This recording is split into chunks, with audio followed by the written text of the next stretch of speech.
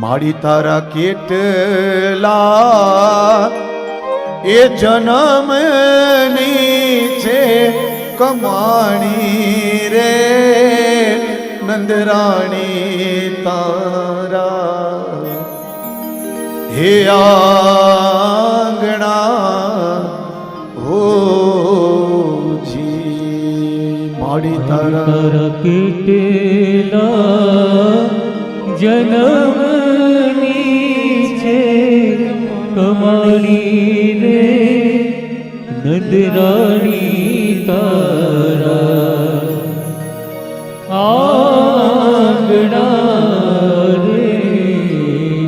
ભાગ્યશાળીમાં ભાગ્યશાળી હોય તો એ માં યશોદા છે.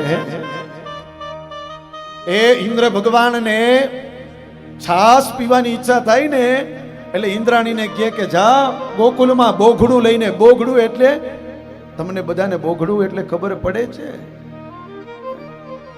કોકને ખબર પડતી હશે, કોક હેલ હેલ ઓલી આવે ને પાણી ભરવાની, જેને જોયું હશે ગામડામાં જાવ તો જોઈ આવજો.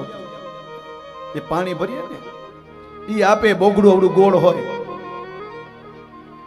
કે જા ગોકુલમાં જઈને છાસ લઈ આવ, મારે છાસ પીવી છે. અને ત્યારે ઇન્દ્રાણી ગોપીનું રૂપ લઈને યશોદાના આંગણે આવીને એમ કે મૈયા થોડી છાસ આપ. ઇન્દ્રાણી જેવી ઇન્દ્રાણી યશોદાના આંગણે છાસ લેવા આવે છે. સાહેબ આનાથી ભાગ્યશાળી બીજું કોઈ હોય જ નહીં. આ યશોદા ભાગ્યશાળી છે. હે કરમાલય કુરડીને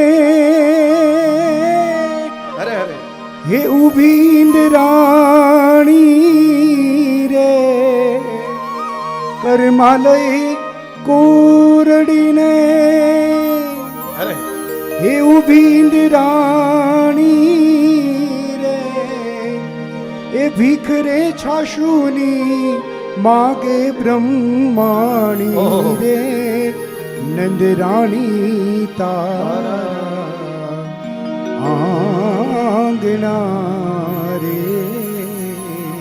ઇન્દ્રાણી જેવી ઇન્દ્રાણી, બ્રહ્માણી જેવા બ્રહ્માણી અહીંયા આંગણે આવીને છાસ માંગે છે. એટલે એક સુક્તિ છે, તકરમ સકરસ્ય દુર્લભમ. તક્ર એટલે કે છાસ, સક્ર એટલે કે ઇન્દ્ર. ઇન્દ્રને પણ છાસ છે ને એ દુર્લભ છે સાહેબ. તો આ કેવી ભાગ્યશાળી હશે યશોદા છે, બહુ ભાગ્યશાળી છે.